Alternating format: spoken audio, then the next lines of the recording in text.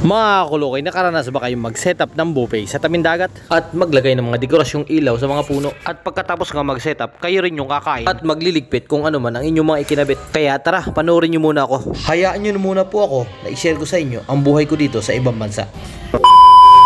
What's up sa inyo mga kulokay? Kamusta? For today's video, panibagong task na naman ang binigay sa akin ng chief engineer ko. Inutusan niya ako na mag-instalasyon at magdekorasyon ng buboy setup na malapit sa dagat. Sa laki at bigat ng trabaho na iniatang sa atin, dapat bago mag alas 5 ng hapon ay mayari natin. At dahil nga tanghali na, tinulungan tayo ni Kuya Dex para may transfer yung mga gagamitin natin para madala sa kabilang dulo ng resort.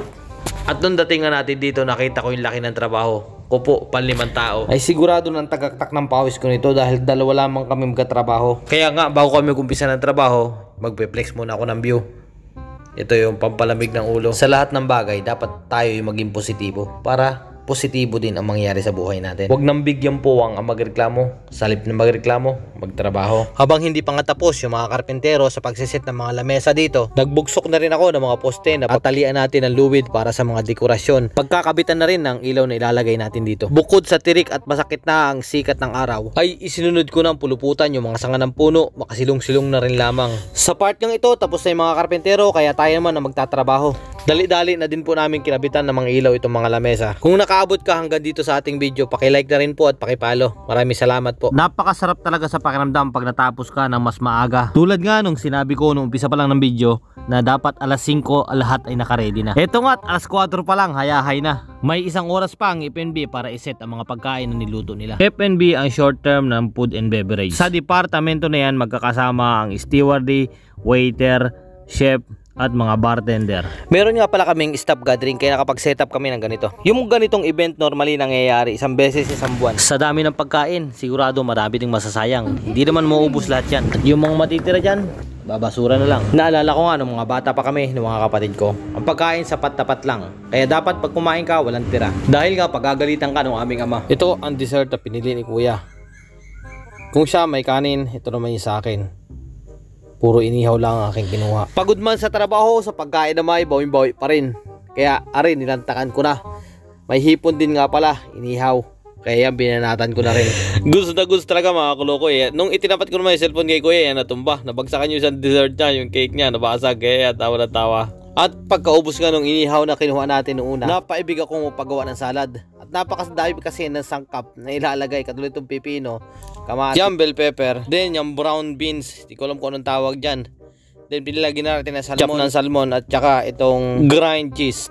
Meron din pala yan kanina, nilagyan din yan ng avocado, kalahating buo ng avocado, then yung half boiled egg. Then ito na at hinalo-halo talaga naman. Sarap yan. Inilalagay pa nga lang sa plato ko ay takam na. Kaya kain po tayo. Pasensya muna po sa mga matatakam dyan. Hindi na baling mahirap ang trabaho. Pag ganito naman kasarap ang pagkain, tiyaga-tiyaga lamang. Pag ganyan talaga, pag may gusto kang marating. Kain po tayo mga kulokoy. Pagkatapos kong kumain, ako'y nangulit naman. Kumain. Ay! Hawayo! Ay! Hawayo! Alright!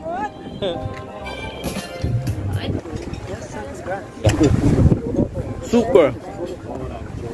Madaming prutas, madaming pamimilian, pero ang problema walang paglagyan. Sa bulsa ko kasya pa yan. Meron din nga pala po tayong live band dito. At pagkatapos kumain sa mga lokal, ito hindi mawala-wala yung kanilang nganga.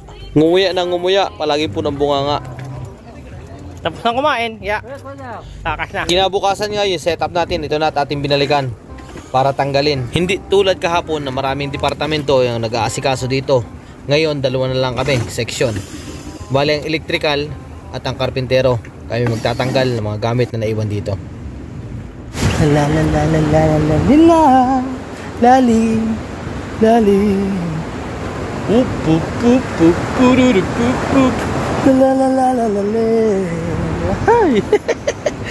Maraming salamat po sa mga share natin at sa patuloy nyong pagsuporta.